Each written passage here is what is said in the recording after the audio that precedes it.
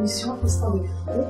Cette émission est exclusivement consacrée à une idée religieuse pour bien sûr nous apporter des éclaircies sur certaines préoccupations à partir de la parole de Dieu. Pour ce numéro, nous parlerons des prophéties, voilà, surtout des prophéties en ce 21e siècle. Nous sommes avec un homme de Dieu qui n'est plus à présenter, c'est l'apôtre Mado Abraham qui a bien voulu nous recevoir.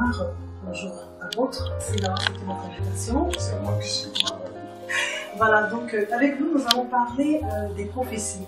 Mais avant, comme nous le faisons pour chaque émission concernant l'instant de vérité, nous voulons juste, je précise que vous êtes le président fondateur de l'église Midège. Oui, qui est le ministère de l'Église et de l'Église en Jésus-Christ de Nazareth, situé au toit rue La Pointe, en Romain 93 230. Alors, apôtre Namboran, comment s'est passé votre merveilleuse rencontre avec le Seigneur? Je précise que les témoignages de nos leaders religieux, ça nous édifie. Tout ça, que nous voulons bien savoir comment s'est passé, bien sûr, on va dire, ce moment très important dans la vie de l'homme de Dieu. Ce moment fut un miracle pour moi parce que, comme j'ai l'habitude de dire, le plus grand miracle que j'ai fait dans c'est de Jésus-Christ de Nazareth. C'est vrai qu'avant ma naissance, Dieu avait révélé à ma mère qui cherchait un enfant, qu'elle me donne un fils au monde, de ce fils me servira. Et ma mère, après plusieurs années, a cherché à avoir un enfant. Toujours quand l'enfant c'était que des femmes, c'était que des femmes. Et dans une vision d'une mort, c'est un enfant qui avait le servir. Et cet enfant était sur une montagne, et lorsqu'il était venu, il y avait des prodiges, des miracles. Mais le signe qu'il a vu à ma mère, c'était une maîtresse. Et vous voyez ma mère qui est là, elle est la maîtresse, et que les maisons sont Dieu. Donc Dieu a dit à ma mère, tu es dans le monde d'Abraham. Il a programmé ma crête. Donc pendant plusieurs années, on m'a parlé, chaque personne que je vois dans la vie de Jésus, que j'étais un enfant baptisé. L'enfant dans le monde, jusqu'à 97, je suis baptisé, j'ai eu une expérience. Ma vie est pendant le jour de la possibilité. Ça, c'est Abidjan. Ça, c'est Abidjan. Il a révélé, il y a une personne ici, que Dieu va utiliser puissamment sa génération. Il a une sauté. Et ce jour-là, je me demandais quand il m'a appelé, il avait un costume belge, il a dit à tout le monde, il a reçu. Ah, il vous a donné son manteau, hein, très surprenant. Non, mais je passe son manteau comme héritage, mais c'était un symbole, un acte. Ok, d'accord. Donc moi, je n'étais pas venu pour chaud, j'étais venu pour voir ma petite copine. Vous étiez déjà créé. Ah, vous n'étiez pas encore créé. Mon père m'a mis son côté, mais moi, je ne peux pas travailler avec Jésus. Jusqu'en 99, en 98, en 97, il a resté, c'était un grand bassin. Il est parti. Donc, c'est en 2007 Dieu m'a pris. Quand Dieu m'a pris, après, Dieu m'a une mission sur le plan, Dieu m'a donné une révélation sur la nation d'Ivoire. Qui s'est accomplie. Qui s'est accomplie. Ils sont accomplis. Et ça a parti cette nation, ça m'a fait 21 jours à ma carte. Et c'est là que tout s'est déclenché. C'est là que tout est déclenché. Au plan, j'étais au pied de mon père spirituel qu'on appelle l'apôtre Bernard. Et j'ai eu cette formation. Parce que Dieu me dit, sois de cette nation, tu vas pas formation. Amen. Alors ça c'est vraiment, c'est-à-dire que si on veut rentrer dans les témoins, il y a tellement de choses à dire. Bon, on retient simplement que depuis même le ventre de votre mère, vous avez, la maman a reçu déjà cette relation de son fils, elle avait servi le Seigneur. Oui, elle a reçu cette révélation et même elle a accompli des rois parce que chaque fois qu'elle avait cette révélation, elle ne faisait que faire des femmes. D'accord. Jusqu'à faire en 5 qu'elle disait, elle a dit à mon père, et mon père a dit que papa, toujours dit quand Dieu te dit, tu vas faire une relation de toutes les femmes. Mais la grande surprise. Il y a combien de femmes en parenthèse à votre? Ma mère a 6 à 7 femmes. Et vous êtes le seul garçon? Je suis le premier. Le premier, à partir de nous vous? sommes à partir de moi, nous sommes que 2 garçons. Papa et maman, nous sommes que 2 garçons sur le premier. Mais après, moi, il y a une fille. Ah. Je suis le premier garçon. Et la grande curiosité, lorsque je suis né, ma mère était percée. Oui, vous l'avez dit, c'est. Si, nous voyons la trace là. Beaucoup d'hommes me disaient que tu allais servir Dieu, tu allais choses. Mais déjà dans le monde, lorsque je parlais des trucs, ça arrivait. Lorsque je faisais des sons, ça arrivait. On parlera tout à l'heure des prophéties parce que ça aussi c'est votre particularité. Mais nous allons commencer par définir notre thème parce qu'aujourd'hui nous parlons des prophéties. Alors, est-ce qu'on peut avoir la définition complète de ce mot, la prophétie? La prophétie c'est quoi? Bon, ça dépend. Il y a le temps de la prophétie et il y a le message prophétique. Mais sur la prophétie, comme on l'a dit, c'est un message. C'est un message codé, caché, spirituel, livré par une personne par l'Esprit de Dieu en fait de le révéler à son peuple. Et à tout le monde, ou bien à une personne spéciale? À une personne spéciale. Et maintenant, le mystère prophétique, c'est un mystère qui accompagne le prophète. Le temps accompagne le prophète. C'est-à-dire le ministère prophétique, le prophète, c'est ce qu'on appelle le prophète. Il n'a pas besoin de se mettre à genoux, il n'a pas besoin de chanter, il n'a pas besoin d'adorer. Il est là que Dieu parle avec Dieu, avec le prophète, avec les yeux, la bouche et les oreilles. Donc il parle à n'importe comment, même il attend, Dieu lui révèle. Il danse, Dieu lui révèle. C'est différent du don de la prophétie. Dieu descend spécialement, il prend une personne qui est sur le don de la prophétie et commence à porter. Ainsi parle l'Éternel. Je suis le Dieu d'Abraham, je suis le Dieu d'Isaac. Répentez-vous, je suis l'Éternel. Ça, c'est un moment bien Ça, précis. c'est bien précis. Il parle de l'édification du corps de Christ. D'accord. Mais le prophète, c'est le ministère. Il est en Russie, il est aux États-Unis, la chose sera accompagnée de Jésus. Voilà, donc, à partir de là, on entend qu'il y a différents types de prophètes. Alors, Oui, il y a différents types de prophètes. Avant le don de la prophétie, il ne peut pas de don de prophète. Le prophète, c'est inné. D'accord. C'est inné. Voilà. Et quand un prophète, comme c'est inné, il est dit dans le livre de Jérémie, verset 4, avant que tu le naisses, je t'avais consacré prophète, je t'avais consacré apôtre. Donc c'est inné. Et le ministère accompagne. Le ministère suit l'homme. Mais les dons accompagnent le ministère. Et le ministère ne s'élève pas Jésus. Il faut qu'on puisse préciser, hein, parce que là, c'est vraiment vos thèmes, vous les comprenez, mais juste pour le prophète, celui qui nous suit en ce moment, ça veut dire qu'il y a deux types de prophètes, si on peut comprendre. Il n'y a pas deux types. C'est pas parce que tu as le don de la prophétie qu'on va t'appeler. Ah, tu peux être un pasteur, tu peux être une intercesseuse, tu peux être un docteur, tu peux être même un pasteur de l'église, tu peux ne même pas avoir un ministère, mais tu peux avoir le don. Il y a aussi le 9 dons de l'esprit, le don de la prophétie, le don de service. Dieu peut, l'esprit de Dieu descend sur une personne qui commence à prophétiser comme dans l'Ancien Testament. Mais le ministère prophétique, on est. On ne devient pas. Aujourd'hui, on comprend mieux parce que là, voilà. Et vous n'avez pas que cet homme n'a pas besoin d'adoration, il n'a pas besoin de chanter de Dieu. Partout, même quand il marche, il n'a pas de Dieu. Non, c'est celui qui a le ministère qu'on doit appeler prophète. C'est celui qui a le ministère qu'on appelle prophète, c'est pas celui qui a le don de la prophétie. C'est bon de préciser, en tout cas, merci beaucoup. Et après avoir parlé des différents types de prophètes, de façon générale, qu'est-ce que la prophétie apporte à l'homme? Parce que vous l'avez défini, mais qu'est-ce que vous avez dit, c'est des choses cachées que Dieu révèle à des hommes. Voilà. Et qu'est-ce qu'elle apporte? Elle apporte une restauration. Une restauration. Le salut. C'est vrai que Jésus n'a apporté le salut, mais une restauration. Le salut. Elle nous apporte vraiment une bénédiction. Elle nous oriente. Elle nous avertit. Elle nous corrige. Elle nous châtie. Tout ça. Ah oui. Elle nous édifie. Elle nous édifie. Voilà. Et ça, c'est concernant des prophéties positives. C'est concernant toutes sortes de prophéties. Toute prophétie est positive. Même si c'est une prophétie négative, elle est positive. Parce que si Dieu a donné une prophétie négative qui va contre toi, c'est parce que Dieu peut t'amener à quelque chose. Donc tout ce que nous devons prendre ça avec action de grâce. Tout ce que vous faites le Seigneur est bon pour nous. Même si nous châtie, c'est bon. Même si nous bénit, c'est bon. Mais Dieu, lorsqu'il nous châtie, c'est pour nous amener à une bénédiction. Donc ce qui veut dire c'est toujours bon. Donc si il n'y a pas de prophétie négative, il n'y a pas de prophétie positive. Oui, allez-y, papa, allez-y. Et parce que nous voyons de nos jours aujourd'hui les gens qui disent que non, les prophètes maintenant, ils prophétisent de nouvelles choses. Montrez-moi dans la Bible quel prophète qui prophétisait tous les jours. Tu vas te parler, tu vas avoir l'argent, tu vas te Ah, parce que c'est ce qu'on a envie d'entendre souvent. Le prophète aujourd'hui, quand Dieu l'envoie, il envoie pour avertir son peuple, pour orienter son peuple, pour guider son peuple, pour châtier son peuple. Il vient pour donner des oracles de l'Éternel. Oui. Est-ce que vous comprenez? Dieu n'est pas, Dieu ne veut pas dans la vie, Dieu va nous dire, vous êtes mariés, vous avez marié, vous avez votre voiture, vous avez des enfants. Non, c'est lorsque le peuple obéit à Dieu et qu'il marche dans la voie de Dieu, Dieu envoie le prophète maintenant, il les oriente, il dit, ainsi par l'Éternel, que venez tout le peuple, comme disait Moïse, venez tout le peuple, faites des holocaustes, venez des choses, mettez le sang ici, les taux, des chevaux partagés, les descendants, venez mon peuple. Donc il y a tout ça. Mais aujourd'hui on dit non, mais pourquoi les hommes disent Dieu, il va pas tel malheur? Est-ce que Dieu a dit le prophète est là pour nous? C'est bon. Alors, pour nous, d'après ce que vous dites, c'est que le prophète, lui, il reçoit un message de Dieu. Et pour vous, a priori, tous ces messages sont positifs. Même si on vous dit, je prends un exemple parmi tant d'autres, si on vous dit que vous allez avoir un accident, c'est une action positive parce que Dieu sait pourquoi il vous dit cela. Oui, Dieu sait pourquoi il vous dit que vous allez avoir un accident. Voilà. Ça veut dire que vous réjouissez déjà que lorsqu'un prophète annonce un malheur sur vous, vous devez vous réjouir parmi tant de milliers de personnes. C'est à toi seulement Dieu révèle cette prophétie. C'est que Dieu t'aide. En ce moment maintenant, toi l'enfant maintenant, tu dois savoir récupérer cette bénédiction et puis comment briser la condamnation qui est sur ta vie. Parce que quand Dieu révèle, c'est que le prophète qui te donne à la solution que Dieu a. Ça c'est important parce que souvent on reçoit la prophétie, je veux dire comme si vous voulez, un paquet de tout fait. On se dit, il nous a dit, ça va s'accomplir, il n'y a plus rien à faire. Bon, et là, vous venez nous dire qu'une prophétie qui est donnée, il y a la possibilité à travers la prière de pouvoir changer les données. Aujourd'hui, il y a une grande nuance et une grande erreur que font les chrétiens. Oui. Lorsqu'on donne une prophétie, comme Dieu a parlé, ça accomplit. C'est faux.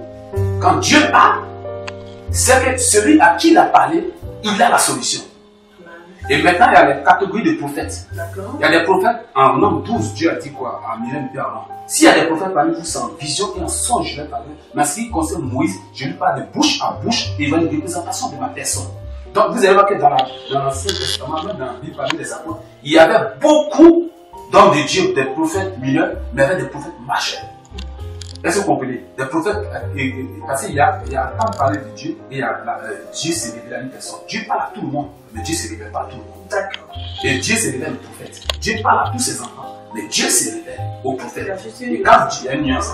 Et donc quand Dieu se révèle aux prophètes, c'est que le prophète, il vient, il donne le message. L'enfant, ça dépend de la disposition de son cœur, comment il reçoit le message. S'il reçoit le message dans un bon cœur et qu'il est violent, il peut toucher comme l'a fait Gédéon. Lorsque Dieu lui a dit à travers l'ange, tu iras en guerre et tu vas combattre. Je t'ai choisi, Gédéon dit, je suis le plus petit de la tribu de mon père, je suis ma famille la plus pauvre. Pourquoi est-ce que tu m'as choisi? Mais Gédéon savait que derrière la prophétie de l'ange, il y avait, si l'ange lui a dit ça, c'est que Dieu avait la clé de sa bénédiction.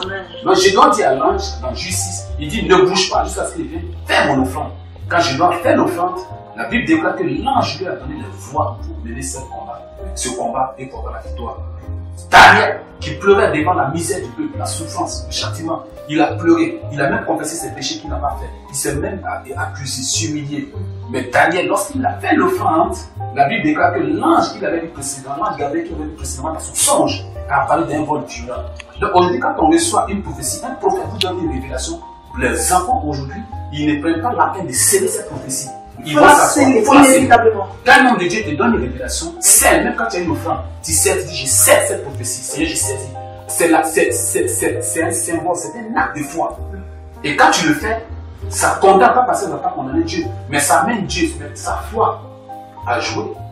Et donc quand tu sais, tu vois Dieu maintenant, l'homme de Dieu qui a reçu la prophétie, Dieu peut ouvrir encore son esprit pour lui dire maintenant voici ce que tu dois faire, voici ce que tu dois faire. D'accord. Alors, on va juste noter que quand vous avez une prophétie que nous appelons comme une prophétie positive, il faut la sceller, il faut sceller cette prophétie.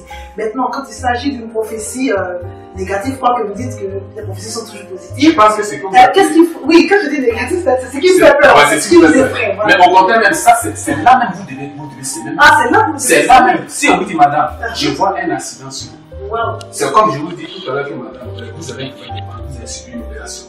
Et vous allez vous scellez la prophétie. Et scellez comment? Je comprends pas. Je sens que ça s'accomplit, c'est ça? Non, vous ne scellez pas pendant. Vous scellez parce que Dieu vous a révélé un mal qui devait venir. D'accord. Et maintenant, quand vous scellez, Dieu maintenant peut toucher. Pas parce que si vous n'êtes pas scellé, Dieu ne peut pas vous bénir. Dieu va vous bénir, madame, même si vous ne scellez pas. Mais ça précipite et ça agit vite. D'accord.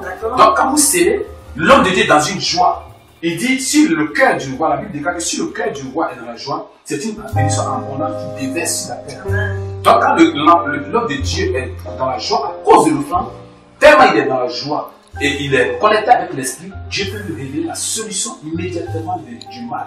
Donc quand Dieu dit, madame, vous avez un mal, ou bien vous avez un accident, ah, si le Seigneur a dit, c'est que le Seigneur a la possibilité d'annuler ça. Vous scellez, et l'homme de Dieu vous dit, madame, voilà. Même si vous ne scellez pas, la manière de venir vous procéder devant l'homme de Dieu. L'homme de Dieu, ah, j'ai pris cette prophétie, mais quelle est la solution? Si Dieu l'a dit, c'est qu'il y a une solution derrière. Voilà pourquoi quand un prophète donne une oracle de l'éternel, un prophète donne une prophétie, c'est toujours pas une solution. Mais maintenant, parmi les prophètes, il y en a des catégories. Il y a des prophètes de songes, il y a des prophètes de visions, et il y a des prophètes qui Dieu se révèle. Et il y a des faux aussi.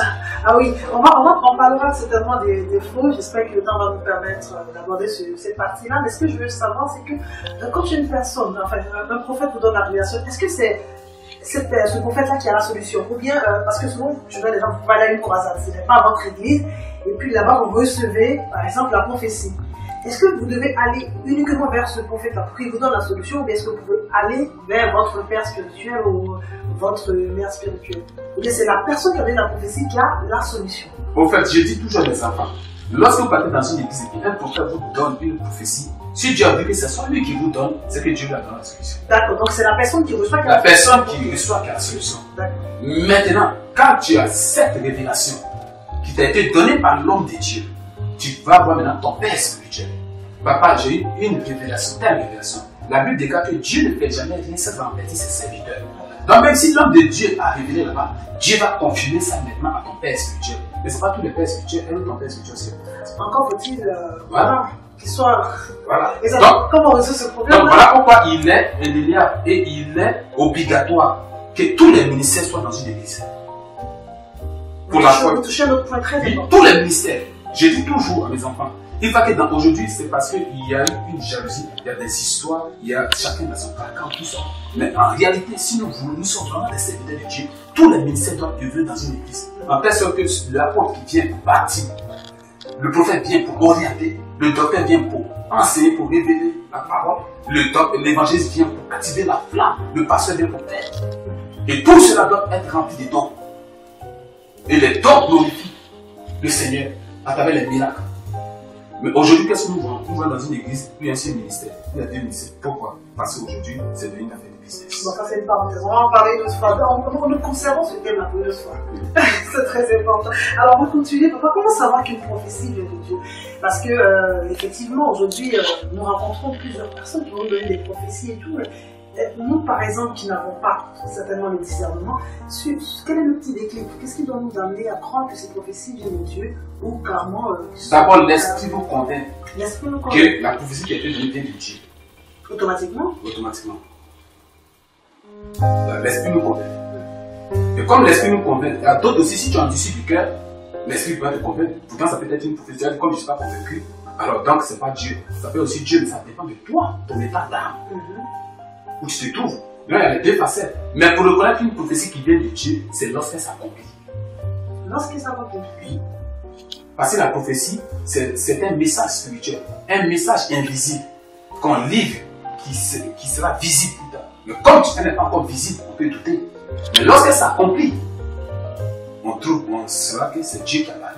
Mais je laisse moi vous dire aussi, même le sorcier parle, et puis c'est ça aussi. Oui, mais c'est ce que je viens de venir à ça. Le sorcier, il parle, et puis souvent ça s'accomplit. Oui, souvent ça s'accomplit. Oui, souvent ça s'accomplit. Alors, le sorcier n'a pas de solution. Il est là pour détruire. Voilà, donc c'est mais Dieu a la solution. Voilà, amen. Ça, c'est, je pense que c'est comme Dieu, voilà, le sorcier n'a pas la solution. Voilà. Le sorcier négocie. Il reporte, il dit avec les esprits. Mais Dieu donne l'autorité. Amen. Ça s'accomplit. À mon nom, libérez ma fille. Et les esprits sont obligés, la Bible dit que les esprits sont soumis à l'esprit de Dieu. Donc Dieu n'est pas pour négocier, mais le sorcier négocie. Vous comprenez? Et maintenant, la manière on te donne le message aussi, la manière tu parles, la Bible nous dit aussi de juger la prophétie, les sonder. C'est vrai qu'on doit sonder la prophétie. Mais vous voyez aussi, il y a des prophéties aussi, il y a quelqu'un qui peut avoir une vision. Si Dieu ne se révèle pas à lui, qui n'a pas le discernement pour expliquer la vision, c'est vrai que Dieu lui a parlé, mais il n'a pas un prophète majeur près de lui, un prophète à qui Dieu se révèle. Pour lui dire la vision que tu as eue, voici. Parce qu'il faut pouvoir l'interpréter aussi. Il faut pouvoir interpréter la vision. Il faut savoir interpréter le songe. C'est différent des prophètes comme Moïse. C'est ça que vous avez vu dans la Bible. Il y a eu beaucoup de prophètes, mais il y avait des prophètes majeurs qui parlaient avec Dieu. Dieu se révélait à eux. Quand Dieu devait parler aux nations, Dieu utilisait ses prophètes. Quand Dieu veut parler au peuple, il y a des prophètes qui parlent. Il y a des prophètes qui sont spécialisés pour donner des dates de naissance, des noms, des villages, des précisions. Il y a des prophètes maintenant à qui Dieu donne le pouvoir sur les principautés de domination et sur les royautés, sur les entités. Sur les, quand ils arrivent, ils brisent les fondements des dieux dans un pays. Ceux-là, on appelle des prophètes des nations. Ah, d'accord. Il y a des prophètes locaux. On parlera des appellations parce que c'est important. Donc, tu n'es pas prophète des nations, non. C'est pas parce que tu vas des nations en nation que tu es non, c'est pas parce que tu vas de nation en nation que tu es prophète des nations. Si tu es prophète des nations, c'est que tu as le pouvoir de utiliser sur les nations, sur le pouvoir, sur la nature. C'est pas parce que tu voyages qu'on t'appelle prophète des nations. Ah, non. Non, c'est pas ça. Quand on dit un prophète des nations, ça dit lui, il peut prophétiser sur les nations. Oui.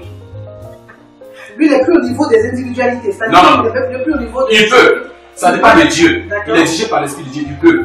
Mais sa particularité, il prophétise sur les nations. Quand il arrive dans une nation, il parle au roi. Ça dit, il parle au roi. Ça dit, il parle au chef d'État. Il parle au pouvoir. Et quand il parle, ça s'accomplit. Amen. D'accord, en tout cas, merci. C'est très intéressant parce que toutes ces préoccupations, voyons, des fidèles se posent des questions. Ouais, on a fait des nations, mais moi je pensais que c'est parce qu'ils m'en avaient trop. Hein. Parce que souvent on devait dire, moi je fais les États-Unis, Rémi c'est ça, je fais la France, tout ça, donc je peux faire des nations. Ça c'est le prophète, c'est ce que beaucoup d'en voient. C'est comme aujourd'hui, si les appellations dont vous parlez, souvent on parlera des appellations. Voilà. Non, madame, quand on dit prophète, prophètes des nations dans la Bible. Moïse était le prophète des nations. Élie, Isaïe, Jérémie, Habakkuk, Agé, Élisée, tout cela. Mais Ézéchiel, c'est des personnes qui parlaient. Même Paul était le prophète des nations, il parlait au roi, il parlait à Hérode. Il prophétisait sur Rome, il prophétisait sur Jérusalem. Même les apôtres de Jésus, ils prophétisaient sur Jérusalem. C'est ça on dit un prophète des nations. Mais tes prophètes des nations, tu ne peux pas prophétiser sur une nation. Non. Il y a des prophètes, il faut connaître des catégories de prophètes. Il y a 4 catégories de prophètes. Il y a des prophètes de songes. Il y a des prophètes de visions. Il y a des faux. Et il y a des prophètes même qui Dieu s'est révélé. Voilà. D'accord. Alors, apôtre, est-ce qu'il y a un délai pour la réalisation de la prophétie? Si vous recevez une prophétie aujourd'hui, est-ce que, dans le message, est-ce que le prophète a la capacité de vous dire à quel moment cette prophétie va se réaliser dans votre vie? Tout dépend de Dieu. Dieu est capable de lui dire que la prophétie va se réaliser dans la 3e année ou dans la 2e année. C'est comme j'ai dit à un chef d'État. Je l'ai dit à une autorité, il dit à ce chef d'État, Dieu lui dit 2015, il terminera son mandat. Et cela, c'est pas précis. Ce qu'il donne, il dit telle année, je dis encore, en 2016, c'est ça, une année de catastrophe naturelle dans le monde entier. En 2016, hein? En 2016. Et en 2015 aussi, 2016, j'ai dit les États seront frappés par des inondations, par des typhons, par des choses. J'ai prophétisé et qui sont arrivés. Donc, il n'y a pas de délai, il y a aussi des délais. Le délai, c'est quoi? C'est-à-dire, c'est celui qui réceptionne, qui est réceptif à la prophétie. C'est lui qui a la clé de sa bénédiction. Nous, on ne fait que parler de la part de l'Éternel. Mais pour que la prophétie se réalise dans ta vie, c'est toi qui reçois maintenant. C'est toi. Quel est l'effort, quelle violence qui fait sur toi pour avoir ta prophétie? D'accord. Voilà. Donc, souvent, vous êtes des enfants vont faire plusieurs églises, des millions d'églises tournent. Dieu va leur parler, lui, il est Dieu. Pour leur démontrer qu'il est Dieu. Oui. Mais pourquoi les prophéties ne se réalisent pas? Ça ne se réalise pas parce qu'on n'est pas d'abord à notre poste, à la bonne place. En plus de cela encore, on ne scelle pas les prophéties. Et de deux encore, peut-être que quand on reçoit la prophétie, on va dormir à la maison. Ah, il y a une disposition particulière. Il y a une prédisposition et une disposition. D'accord. La prédisposition d'abord, c'est un acte de foi, d'action. Quand la prophétie sort, tu sais. Et tu sais. Maintenant, il y a une action maintenant. Tu viens voir maintenant comment, en ce moment, maintenant, le prophète est important. Parce que 2 Corinthiens dit quoi? Construire les terres sera permis et construire ses prophètes pour le ciel. C'est en ce moment que tu vois le prophète maintenant. Voici ce qu'il a dit l'Éternel sur ma vie. Ou l'homme de Dieu, vous avez prophétisé sur ma vie. Comment est-ce que je dois faire pour avoir ma bénédiction?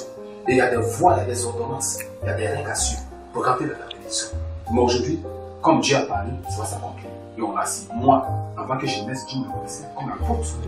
Mais je pouvais me coucher de ma maison sans lire la Bible, sans méditer, sans chercher la part de Dieu. Et comme je suis là, ça c'est qu'on a réalisé. Mais quand Dieu me dit non, avec toi, c'est pas ça seulement. Médite, vis la consécration, la sanctification, marche avec moi, mon pays, aime mon peuple. Donc, si vous n'aviez pas, vous n'êtes pas né pour si vous n'aviez pas, je vais dire, créé ces circonstances-là, vous ne serez pas aujourd'hui. Moi, je ne serai pas. C'est vrai que le temps à moi, Dieu ne se répare pas à ce temps. L'appel à moi, il ne se répare pas à son appel. Mais je n'ai jamais fait beaucoup aujourd'hui, beaucoup.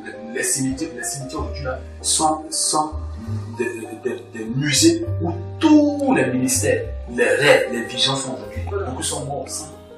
Voilà l'appel. Ça entre dans l'appel. Vous pouvez porter le germe et ne pas le voir. Dieu dit quoi? Il dit je me tiens à la porte lorsqu'il frappe. Si tu bouges, j'entrerai, je suis là avec toi. Il dit venez à moi, je viendrai à vous. Il a mis la vie et la mort, c'est à nous de choisir. Dieu ne te tirera pas par le cou, par les pieds pour dire viens me servir. Non. Donc Dieu te laisse le libre choix de choisir. Il est Dieu. Mais c'est que si tu le trouveras au carrefour de ta vie. Que tu passes à gauche, à droite, un chose, mais par le chemin au carrefour pour le paradis, tu le trouveras et là tu vas te rendre compte. Parce qu'il t'a destiné à un cerveau. Oui, d'accord. Donc, pour moi, ce qu'on va comprendre, c'est que, c'est juste pour récapituler avant de passer à la question suivante, c'est que quand vous recevez une prophétie, ne croisez pas les bras, oui. Disposez-vous. Concernant la disposition, ça peut être quoi? Ça peut être des moments de choc, ça peut être des moments de oui, des moments de jeûne. Quand tu te prédisposes, c'est des moments de jeûne, de consécration, de sanctification. C'est d'être auprès de ton Père, d'être toujours à ton poste. Or, beaucoup comme dans la prophétie, le cours vite. La Bible dit reste à ton poste, même si elle est dans le lieu, elle va tomber. Il dit attends-la. Elle va vers son temps. C'est une prophétie dont le temps est déjà fixé. Attends. Mais dès qu'on a souvent des prophéties, on court vite. On ne prend pas la peine d'avoir la question de l'homme de Dieu. On ne prend pas la peine de demander à l'homme de Dieu quelles sont les orientations, de sceller. Et voici pourquoi aujourd'hui les gens s'étonnent que dans l'église, il y a beaucoup de miracles. C'est parce qu'aujourd'hui les gens ne pensent pas à la puissance des offrandes. Mais dans la vie, tous ceux qui ont fait des offrandes à Dieu, tous les secteurs de Dieu dans la vie ont fait de France très riche. On va en parler parce que c'est notre thème, parce qu'aujourd'hui, excusez-moi, quand on parle des offrandes, on est là, c'est carrément un pincement au cœur, on se dit, ah mais tiens, les hommes de Dieu aiment trop l'argent, mais c'est juste une parenthèse, on va en parler, parce que ça sera sujet à un débat quand même assez important, parce que ce sont aussi nos préoccupations, nous en tant que fidèles. On va continuer toujours avec les prophéties, je vais rappeler que nous parlons de prophéties.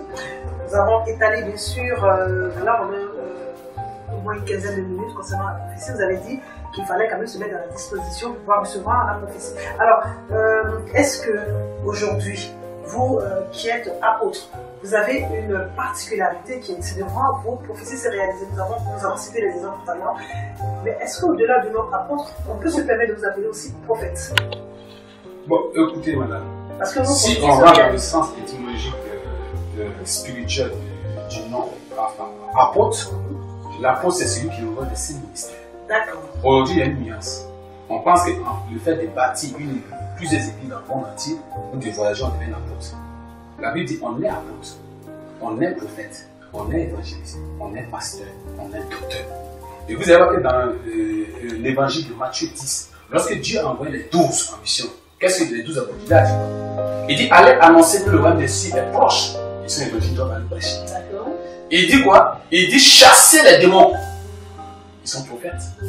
Il dit purifier. Donc ils sont enseignants. La parole nous purifie, nous sanctifie. Il dit guérissez les malades. Donc un apôtre doit remplir de toutes ses puissances. Quand Dieu envoie des apôtres, il les a. Tout ce que Dieu a pris de Genèse jusqu'à l'Apocalypse, il les a tous remplis de dons, de puissance. Parce que tu ne peux pas envoyer un soldat en guerre avec lance-pierre. Tu peux envoyer un soldat en guerre avec des bananes. Quand tu envoies un soldat en guerre, tu lui donnes les armes, les failles nécessaires pour avoir la victoire. Donc quand Dieu envoie que tu les laisses, il t'a rempli du don. Mais aujourd'hui, c'est pour ça que vous allez voir que les apôtres, à travers tout ce que j'ai cité, vous allez voir que les apôtres c'était des hommes de puissance. Ils avaient tout en eux. Donc un apôtre, pour voir un apôtre, quand il arrive, c'est un bâtisseur. Il révèle ton appel au niveau prophétique. Il te délivre. Il bâtit le temps de Dieu qui a été détruit. Il bâtit là immédiatement. Et Dieu, quand Dieu l'envoie dans une église ou dans un pays, ça dépend de Dieu, ça dépend de l'atmosphère, ça dépend de l'état d'âme du peuple. Il peut porter ce jour le manteau d'évangélisme. Parce que le prophète, il a tout ça en lui. En fonction des circonstances. C'est pour ça que vous allez voir que les apôtres, les disciples, souvent ils étaient des évangélistes, souvent ils exerçaient le ministère prophétique, souvent ils chassaient des démons, des choses. Voilà. Donc Paul avait ce manteau. Il avait ce manteau pour délivrer, il avait ce manteau pour enseigner. C'est ça les 7 filles de Séva. Ils étaient filles de sacrificateurs. Mais la Bible déclare qu'ils sont partis délivrer au nom de Jésus. Mais qu'est-ce que le démon a dit, l'esprit du temps? Il dit, nous on connaît Paul, on connaît Jésus, vous qui êtes? Qui es-tu? Qui êtes-vous? Ils ont été frappés par ces esprits. Donc quand Dieu ne t'a pas envoyé un ministère, ne t'hasarde pas à marcher là-bas. Quand Dieu ne t'a pas appelé un ministère, ne va pas, ne marche pas là-bas. Donc, tu viens par le diable. Après, on dit non, mais c'est quand on disait comment le diable a pu le voir. Mais est-ce qu'on a appelé à ça? Si tu es enseignant, excelle dans l'enseignement, Dieu te bénira. Tu es prophète, excelle dans le prophétique, Dieu te bénira. Tu es docteur, excelle dans le doctorat, Dieu te bénira. Dieu bénit partout, il suffit qu'il t'appelle là. En fait, il faut être là. Pour Dieu t'a appelé. Pour recevoir sa bénédiction. À ton poste. À ton poste. À la vallée du toit. Amen. Voilà, apôtre, nous allons parler, c'est vrai, on ne peut pas tout citer parce que vous avez donné beaucoup de révélations qui se sont réalisées. J'aimerais quand même qu'on puisse juste, puisque nous parlons des prophéties, parler de trois. De deux qui se sont déjà réalisées. Et puis, d'une prophétie, vous avez insisté, vous avez dit, prenez vos stylos, notez, et si ça ne s'accomplit pas, donc vous allez savoir si je suis homme de Dieu ou pas. D'accord, on va noter tout à l'heure. On va commencer d'abord par celles qui se sont réalisées. Alors, nous notons que vous avez parlé des incidents entre deux pays. Le grand pays, j'aimerais que vous puissiez vous-même préciser, voilà, cette prophétie. Oui, c'était en décembre, là, le début décembre, lors d'une veillée, au document, non, je pense que c'était avant le document, il y a un mois cela, où Dieu dit au peuple, écrivez. Gravez ça dans vos cœurs, qu'il y aura un scandale entre deux pays, un scandale d'avion. Une nation va se lever pour bombarder et c'est pas bon. Et on a vu ce qui est arrivé. Donc intercédant. Et nous avons intercédé le lendemain qui suit, je pense que 3 jours après, la Turquie a bombardé l'avion russe. Vous avez précisé, hein, vous avez précisé que ce serait en Europe, oui. Parce que souvent vous donnez certaines précisions. Oui. Europe, Oui. on a entre deux, incidents de deux. Et je l'ai dit. Et je l'ai arrivé. D'accord. J'ai prophétisé aussi des inondations. J'ai dit que Dieu m'a montré que le sud de la France sera frappé par l'inondation. Je parle bien qu'il y a 6 mois jusqu'à 7 mois. Et cela est arrivé. Et Dieu me dit encore, l'Est sera frappé. Alors ça c'est une nouvelle. Hein. C'est une nouvelle. Le sud c'est déjà réalisé. Alors là, l'apôtre Antoine veut dire que l'Est de la France va être victime d'une inondation. Et je l'ai dit que les États-Unis vont subir jusqu'en 2020 un châtiment de Dieu. Il y aura des intempéries, des inondations, des émeutes, des catastrophes. Et c'est ce que nous voyons. Mais quand vous le dites, comme vous dites le prophète a la solution, comment est-ce qu'on peut venir? Alors, je prends l'exemple par exemple de la prophétie que vous venez d'annoncer concernant l'Est de l'Europe. Là, ça a été lancé, c'est-à-dire c'est quelque chose qui est en cours, qui va venir. Alors comment est-ce qu'on doit faire? Qu'est-ce qu'on doit faire, nous qui vivons ici? Peut-être que nous sommes dans l'Est, on ne sait pas, c'est Rémi a dit dans l'Est. Et qu'est-ce qu'il peut faire pour ne pas que ça arrive? Je vais vous dire une chose, madame. Oui. Quand Dieu nous donne les prophéties, il y a la solution. Oui. Mais les prophéties, ce que Dieu nous donne, le décret déjà arrêté. Ah, d'accord. C'est pour ramener le peuple à lui. Et si vous permettez bien, je peux prendre le psaume 33, du verset 8 au verset 15, madame. Qu'est-ce que nous dit le psaume 33 du verset 8 au jour? Nous allons dire la parole de Dieu pour que les gars sachent et craignent Dieu. Amen. Il dit au verset 8 que toute la terre craigne l'Éternel, que tous les habitants du monde tremblent devant lui. Car il dit, et la gloire arrive, il ordonne et elle existe. L'Éternel renverse les desseins des nations, il anéantit les projets des peuples. Les desseins de l'Éternel subsistera toujours et les projets de son cœur de génération en génération. Heureuse la nation dont l'Éternel est Dieu. Heureuse le peuple qui choisit pour son héritage. L'héritage regarde.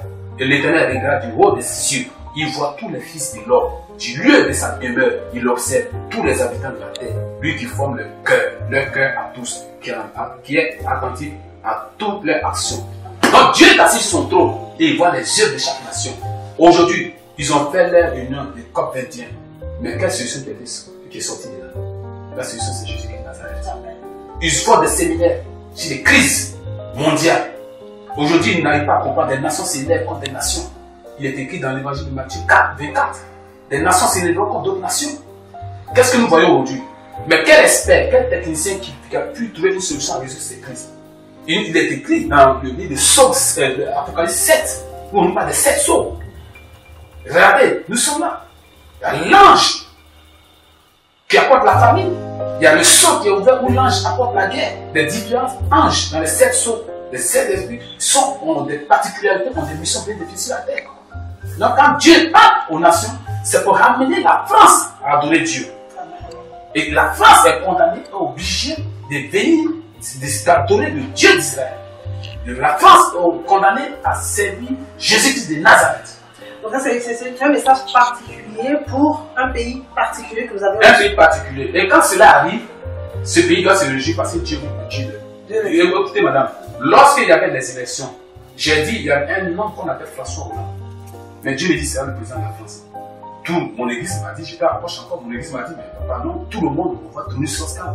C'est Tony Scott qui est le président le candidat du Parti Socialiste. Il a dit, Dieu m'a dit, il y a un scandale sur cet homme. Mais Hollande est l'homme qui va susciter pour que l'église soit bien vue. Ça, c'est avant même que le président même Hollande ne soit choisi comme candidat du PS. Et je l'ai dit dans mon église. Et il y a encore des hommes pour le confirmer. Tout ça, il faut pouvoir le crier. Et pendant les élections, 2 mois après, non, je ne pense pas, 1 mois après, il y a eu un scandale ici. Premier scandale. Le peuple est venu devant mes papas. Il a vraiment mis la télévision. Écoute, c'est quand tu allais prophétiser. Il dit Dieu m'a dit. Et sur ça, j'appelle le président de donner un regard attentif à l'église de Dieu. Amen. Voilà. Je dis ce temps, ce président est un bon président. Et j'assume ce que j'ai dit. Il est aimé par Dieu, mais qui revient, qui replace l'église à la première place. Il sera le président que la France n'a jamais vu. Un président hors pair. Mais c'est passé aujourd'hui. C'est pourquoi Dieu l'a envoyé pour ne pas passer. C'est une volonté parce que quand Dieu amène quelqu'un à une place donnée, c'est pour une mission bien précise. Et si vous ne faites pas la mission pour laquelle Dieu vous a mis à cet endroit-là, voilà, il se peut que vous n'atteigniez pas peut-être vos objets, c'est ça, c'est une parenthèse, on en parlera une autre fois. Nous notons simplement pour revenir que c'est vraiment pas de la politique, c'est juste pour dire que vous avez des prophéties que vous donnez même concernant des hommes de Dieu qui se réalisent. Alors, nous allons venir à notre prophétie pour l'année 2016. On vous a dit, prenez vos stylets et commencez à noter déjà. Parce que c'est important. Ceux qui n'ont pas noté vont dire, oh, c'est parce qu'on a des présidents maintenant qui le dit, alors que vous l'aviez dit auparavant, des mois avant. Donc là, je suppose qu'ils vont prendre, Rémi aura le permettre de prendre un stylo et une feuille. Alors, nous allons parler d'une prophétie que vous tenez vraiment à dire maintenant. Voilà, face à l'instant, parce que vous n'avez pas peur, vous savez qui vous a envoyé, vous savez au nom de qui vous parlez. Vous avez dit, j'aimerais dire 2 prophéties qui vont se réaliser pour cette année 2016 concernant des autorités. Alors, nous allons vous écouter la vôtre. Le Seigneur me dit, et je l'ai dit autant que moi, et je l'ai dit en passant, que cette année 2016 sera une année de catastrophes naturelles sur tous les 5 continents. Il y aura des guerres, il y aura des attaques, il y aura des agressions, il y aura des inondations, il y aura des incendies qui vont se passer. Mais le peuple de Dieu sera sauvé. Et Dieu me dit que 2 chefs d'État, un de l'Afrique de l'Ouest, un de l'Afrique du Nord, ne vont pas terminer le 2e mandat. C'est complémentaire. Et j'ai demandé à la France, il faut qu'on prie beaucoup pour le président Hollande et pour le président Obama. D'accord. Ça, c'est le rang de nous des Ça, c'est nous de voir les choses. Pour que la mission, c'est pourquoi Dieu envoie le président Hollande, ne va pas l'église. Cela se réalise. Et si la France, ce n'est pas de la politique, je parle de la parole éternelle. Si le président Hollande donne un bonheur à l'église, je vous dis que l'économie de la France va devenir, ça va faire une grande puissance. Vous pensez, en fait, je veux dire que tout va découler donc de l'attachement du président à notre Seigneur. Donc c'est un message, une forme d'évangélisation que vous lancez déjà aux autorités. Voilà, c'est vraiment pas de la politique, mais je note à vous, en 2016, vous allez dire que concernant l'Afrique, 2 présidents ne vont pas finir le mandat. Alors il n'y a pas moyen de changer cette prophétie-là. C'est un décret qui est arrêté. C'est arrêté. Quand il y a des solutions, je le dis toujours. Et là, il n'y a pas de solution. C'est arrêté. C'est arrêté. C'est le plan de Dieu. C'est le plan de Dieu. D'accord. En tout cas, merci beaucoup à vous, apôtre. Maintenant, oui. Il est aussi Dieu. Dans l'intercession.